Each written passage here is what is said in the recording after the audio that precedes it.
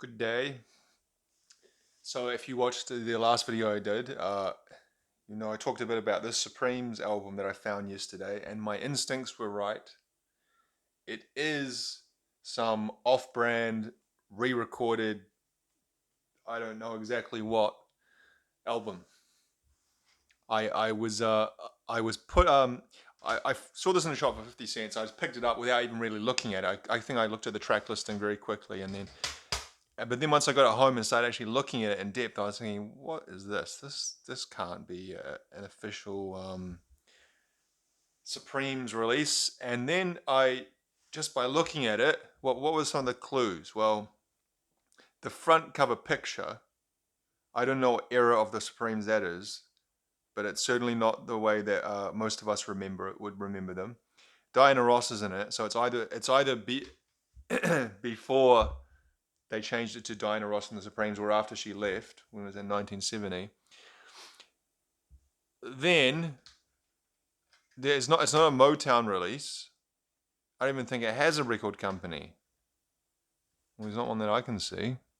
Well, actually, here we go. V&H Holdings. Then the other thing was V&H Holdings. Very, very artistic sounding. A holdings company. And then the liner notes or the booklet is a one sheet deal with nothing else on it.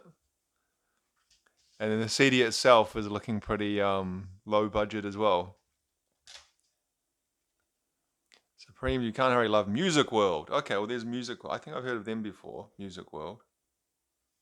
Um, See inlay for track details. Well, there is no inlay. They mean the back cover with the track listing? Is that what they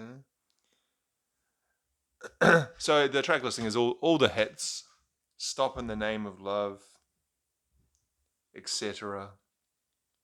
But I put it on this morning, and what do you know? The first note that came out of the stereo speakers.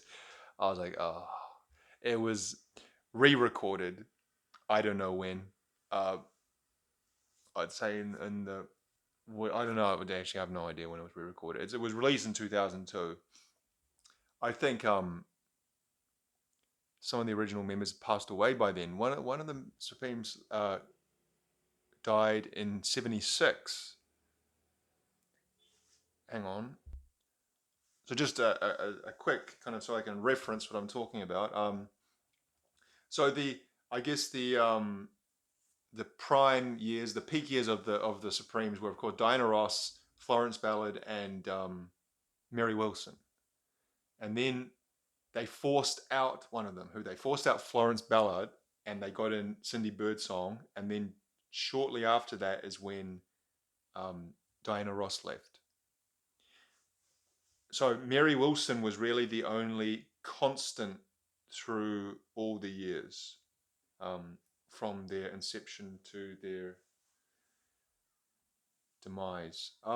So Mary Wilson, I remember she died during COVID. I don't know if she died of COVID, but during would have been like early 2021 or something that she passed away, February 2021. And just quickly see if it says her death. She was getting on by that age, so it probably wouldn't. Okay, so hypertensive atherosclerotic, so heart disease basically. At 76, so she lived a good life, a good innings, 76. But so I don't know who this is. I guess one of those is Mary Wilson, and maybe one of them is also Cindy Birdsong. I'm not sure which one's which. But anyway, my point is it's re-recorded, and it has the vocals of whoever it has of that era. Wouldn't be Florence Ballard because she died in 1976. Okay, so she's the one that I was thinking of. I would assume that was some sort of maybe drug death or something. Oh no, let's have a look. 1976, Ballard entered the hospital complaining of numbness in her extremities. She died the next morning from cardiac arrest at the age of 32, caused by coronary thrombosis, which is basically a blood clot, isn't it?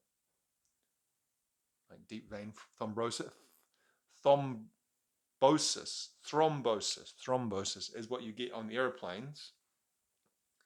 And she had one in her heart, but 32, that's very young. And she was booted out by the Motown guys. Was it Berry Gordy and the other person, or the lady who he worked with?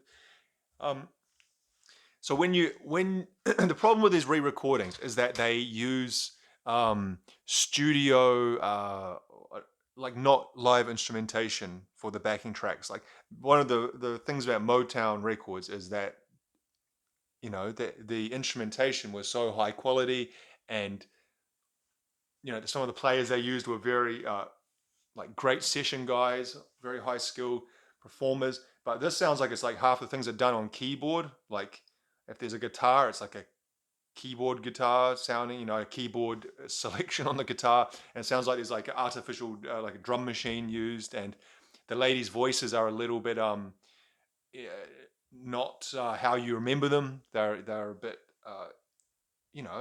you can't re-record something exactly. It's always going to sound a bit off, and those Motown recordings are so iconic and classic, and everyone's heard them like 10 million times, that the second something's off, it's off, and it just doesn't sound right.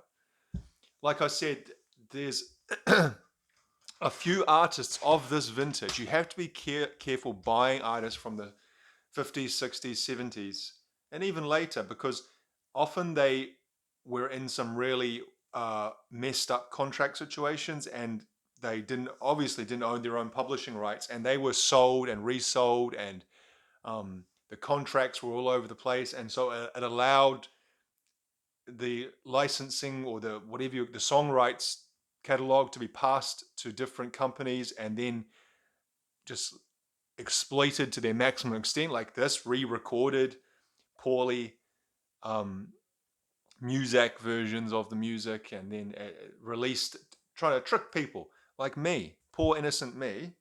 Picked up a CD, thought it was an original Supremes recording, and what do you know? It's some goddamn awful re-records.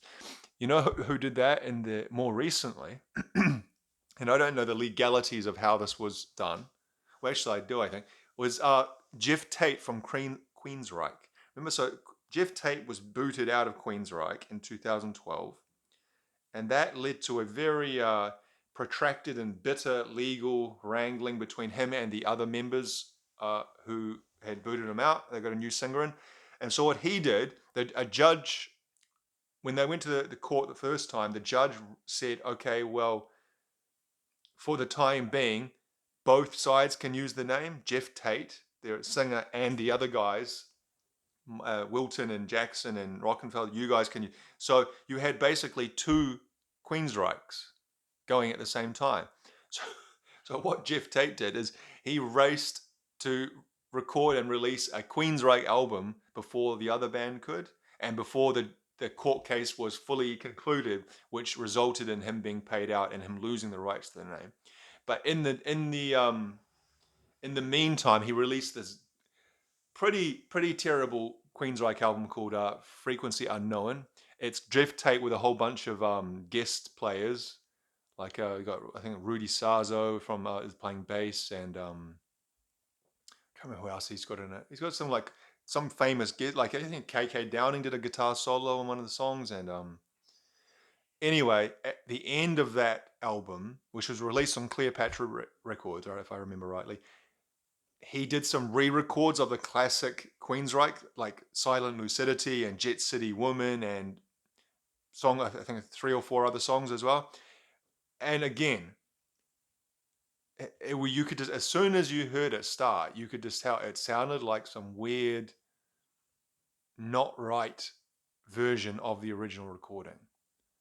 And he was doing that just for a money grab and to kind of get people to buy the album. Like they saw and wow, it's got Silent Lucidity as well as a bonus track. I'm going to get this. And they get it home and they realize it's Jeff Tate circa 2012 singing, not Jeff Tate 1990. So his voice sounded very nasally, I remember. It sounded like he had a cold. So yeah, it happens. But, who knows all the ins and outs and whys and where nots. But you have to be careful when you see something and you look at it and it doesn't pass the smell test. Then, especially if it's from decades gone past, it probably doesn't. Luckily, it was only 50 cents, and probably what I'm going to do is I'll throw away the stuff, the one sheet booklet, the back inlay, and the CD. I'm sorry, I'm not to disrespect the Supremes like that, but and I'll use the case because the case is in pretty perfect condition. I'll use that for one of my either broken cases that I've got going, or one of my CDs that I only have the CD and booklet for, but I've lost the case in the intervening years. So yeah, lesson learned. Be careful when you're spending your 50 cents. You never know how and why and where you might be tricked by these nefarious record companies trying to exploit the memory of classic songs. Anyway, that's it. Thanks for watching.